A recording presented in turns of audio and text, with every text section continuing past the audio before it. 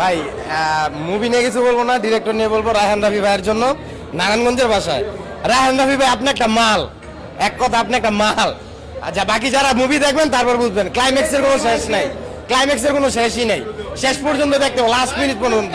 Dialogue বলতে একটাই বেশি ছিল, মুরব্বি, এটাই। হ্যাঁ অবশ্যই সবাইকে বলবো ছবিটা অনেকবার দেখেন, মানে একবারে মন ভরবে না, ফাটাফাটি। তাণ্ডব, অবভিয়াসলি তাণ্ডব অসম্ভব অসম্ভব সুন্দর, এবং আমাদের বিডি ফিল্ম ইন্ডাস্ট্রি এতটা ডেভেলপ করছে, সত্যি কথা ভাই এই ছবিটা না দেখলে বুঝতে পারতাম না। আমার মনে হয় যে বরবাদ কি দেখলাম, মানে তাণ্ডবের কাছে আসলে কিছুই না বরবাদ।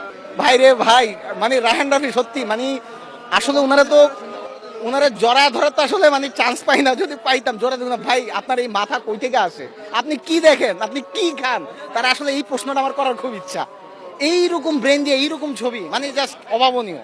তারপর সবচেয়ে বড় কথা যেটা, সাকিবকে যেভাবে প্রেজেন্ট করা হয়েছে, সাকিবের যে লুক, সাকিবের যে স্টাইল, ভাই তুফান বরবাদ কিচ্ছু না তাণ্ডবের কাছে।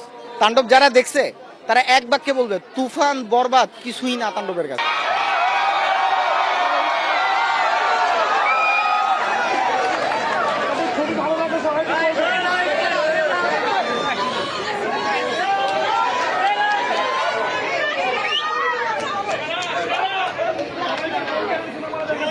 ইন্টারভেলের পরে থেকে সিয়াম আর নিশো যখন আসলো তারপর তো পুরো মিউজড, এরপর আর কিছুই বলার নাই। জুটি হিসাবে সাবিলার কেমন ছিল? হ্যাঁ হ্যাঁ ভালো, অ্যাক্টিং ভালো। অনেক ভালো ছিল, অনেক ভালো ছিল, টুইস্টের পর টুইস্ট, মানে একটা সিনও বাদ দেওয়ার মতো না যে আমার চোখটা ফেলবো, সব সময় ভালো ছিল। সবাই দেখবেন, এখানে তিনজন নায়ককে নিয়ে মুভিটা অভিনয় করা হয়েছে, তিনজনই সেরা অভিনয় করছে। আর হচ্ছে পলিটিক্সের যে বিষয়টা চলে আসে, এইটা একদম ভিন্নতা ছিল, সবকিছুই তুলে ধরা হয়েছে যেটা আমাদের দরকার সমাজের জন্য, খুব ভালো লাগে।